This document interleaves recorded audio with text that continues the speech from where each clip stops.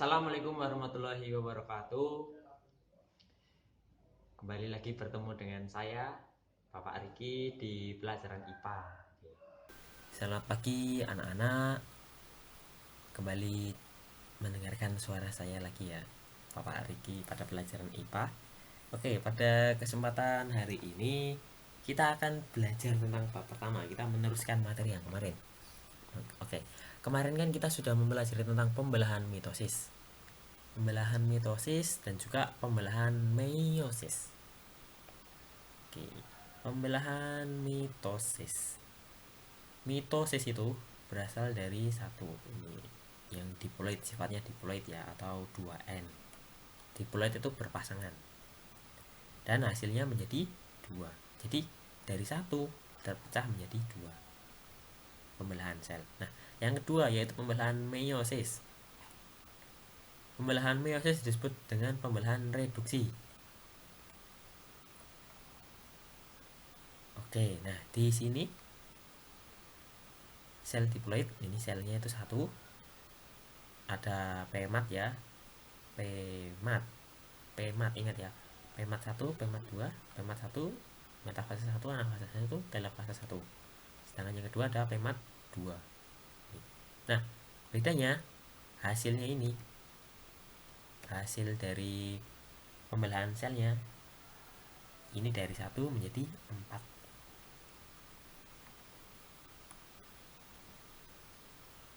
Oke, selanjutnya kita akan mempelajari tentang struktur dan fungsi sistem reproduksi pada manusia. Ayo kita pelajari. Yang pertama, organ reproduksi pada laki-laki. Yang kedua yaitu spermatogenesis. Yang ketiga yaitu organ reproduksi pada perempuan. Selanjutnya yaitu oogenesis. Yang kelima yaitu siklus menstruasi. Dan yang terakhir yaitu fertilisasi dan kehamilan. Nah, istilah pentingnya apa aja sih? Ada ini banyak nih. Coba kalian baca sendiri. Oke, reproduksi. Apa sih itu reproduksi?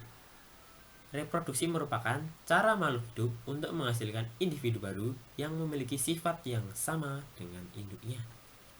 Misalnya, ketika misalnya ini ya, sebut saja ini Pak Lanjar. Pak Lanjar ternyata kulitnya hitam. Sekarang ini ya, sekarang kulitnya hitam atau sawo matang.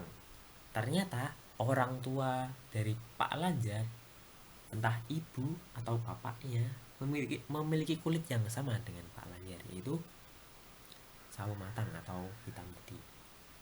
Nah, artinya individu baru ini memiliki sifat yang sama dengan induknya. Reproduksi manusia ini terdiri dari alat-alat reproduksi yang terletak di bagian bawah perut. Laki-laki berada di bagian bawah perut, perempuan berada di bagian bawah perut, ya.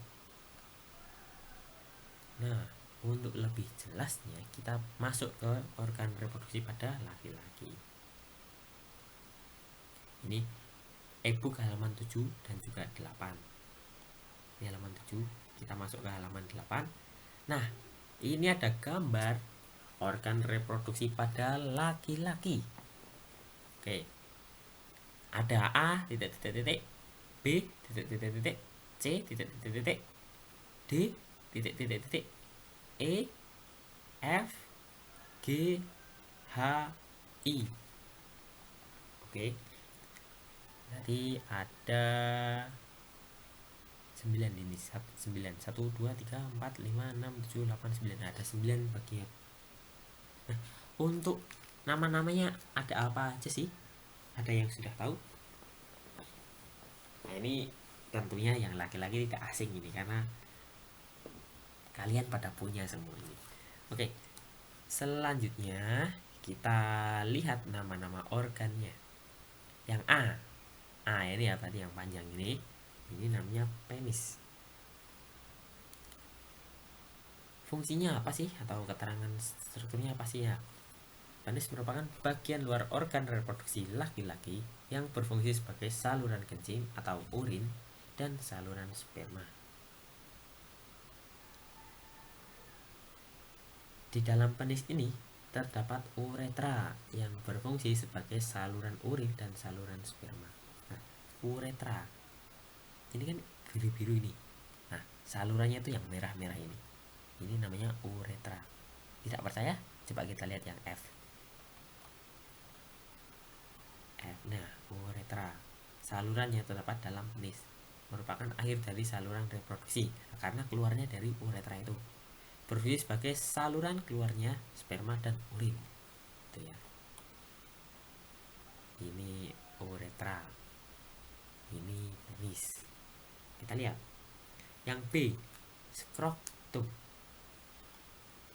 Bagian kantung yang di dalamnya terdapat testis yang berfungsi menjaga suhu testis agar sesuai untuk produksi sperma. Kantungnya. Nah, kantung ini yang B nih. Yuk lanjut yang C. C ini namanya testis, bagian bulat telur yang tersimpan dalam skrotum. Jumlahnya sepasang. Nah, testis ini tersimpan dalam suatu kantong yang disebut skrotum, atau bisa kita sebut dengan kantong buah zakar. Fungsi dari testis ini untuk memproduksi sperma dan hormon testosteron. Hormon testosteron itu merupakan hormon kelamin untuk laki-laki. Yang C. Kita lanjut yang D. Yang D ini bentuknya C ini, terus kesambung ke bagian E. Ya, kita lihat. Ini terus ini kan kita zoom nih ya. Nah, ini kan kelihatan tersambung kalau bagiannya itu ya. D selanjutnya E. Kita lihat yang D. D merupakan epididymis. Saluran yang keluar dari testis yang berbentuk seperti tanda koma. Kan tadi kan bentuknya tanda koma ini kan ya. Ukurannya kurang lebih 4 cm dan berfungsi sebagai tempat penyimpanan sperma sementara. Nah, jadi ada tempat penyimpanan spermanya sementara. Nah, selanjutnya yang E, vas deferens, merupakan saluran panjang yang mengarah ke atas. Berarti kan dari epididymis tuh, mengarah ke atas. Dan merupakan lanjutan dari epididymis, berfungsi untuk menghubungkan epididymis dengan uretra.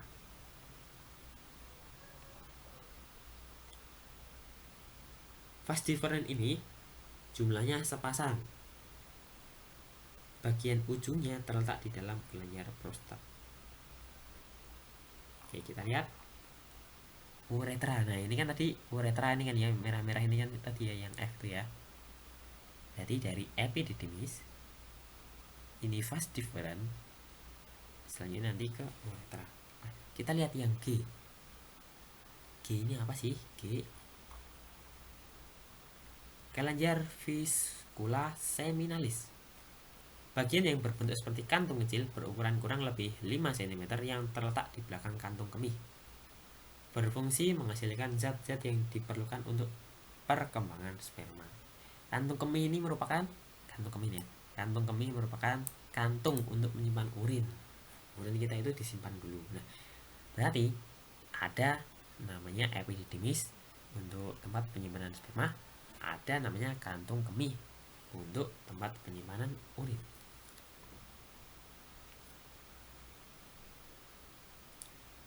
Vascula semifinalis ini berjumlah sepasang.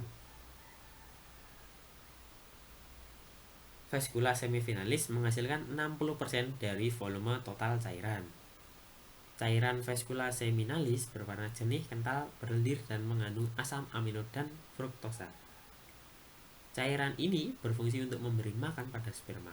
Selain itu, vesicula seminalis juga mengekskresikan prostaglandin yang berfungsi membuat otot urin berkontraksi untuk mendorong semen mencapai uterus.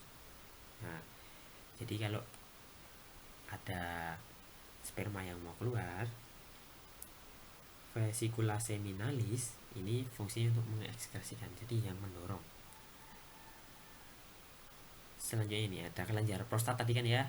Kelenjar prostat bagian H. Ini di sini nih. Kelenjar prostat yang H I namanya kelenjar Cooper. Kita lihat bentuknya dulu. Kelenjar prostat yang H ini ya, bentuknya seperti lingkaran ini.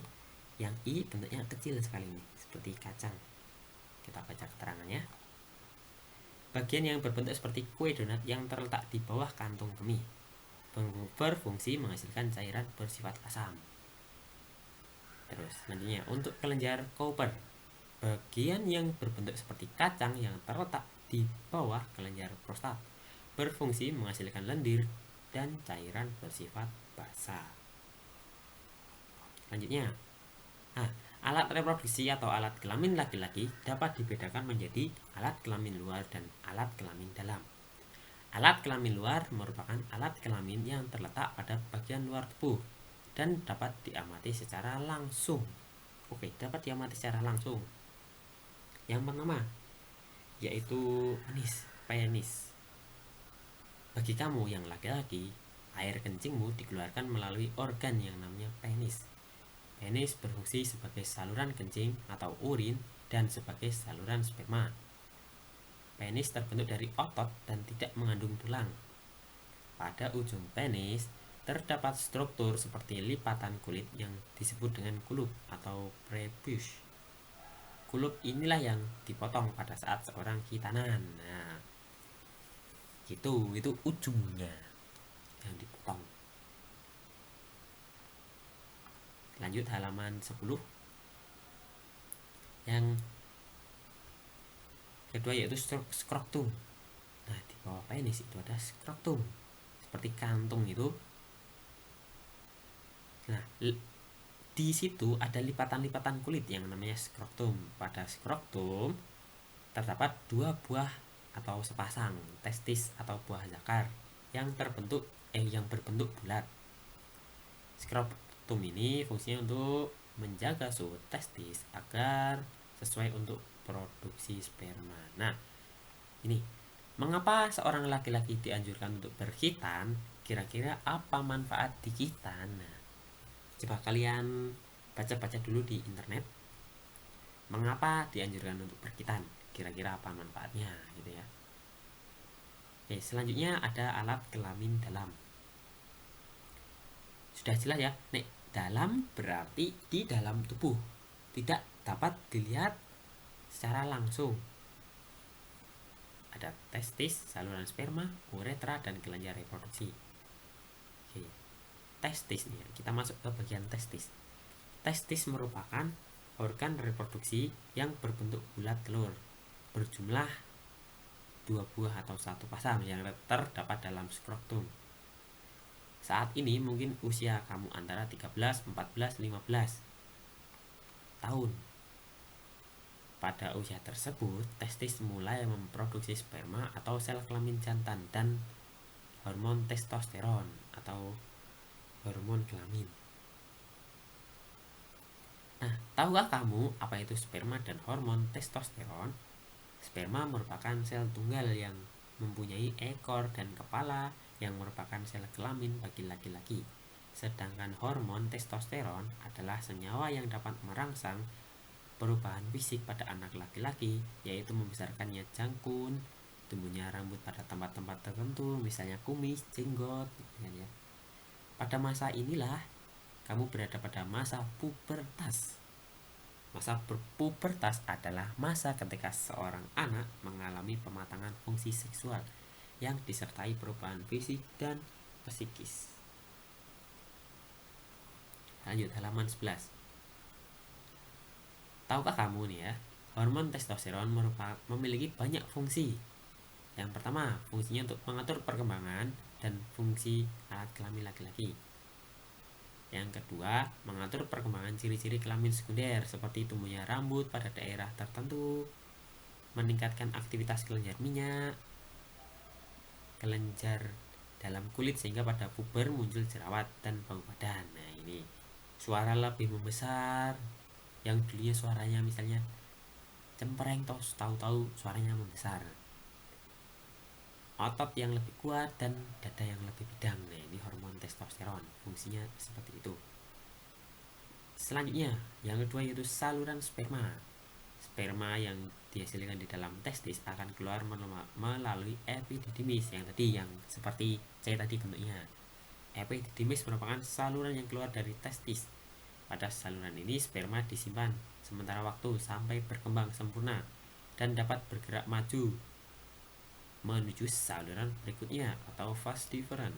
Vas deferens merupakan saluran yang menghubungkan epididymis dan uretra serta berfungsi sebagai saluran sperma menuju uretra.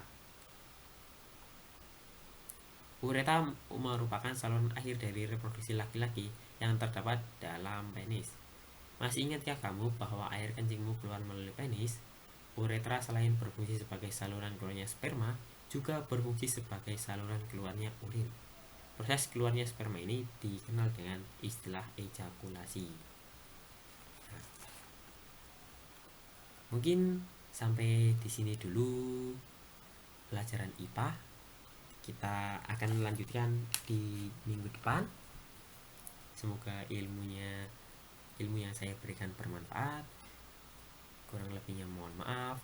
Assalamualaikum warahmatullahi wabarakatuh.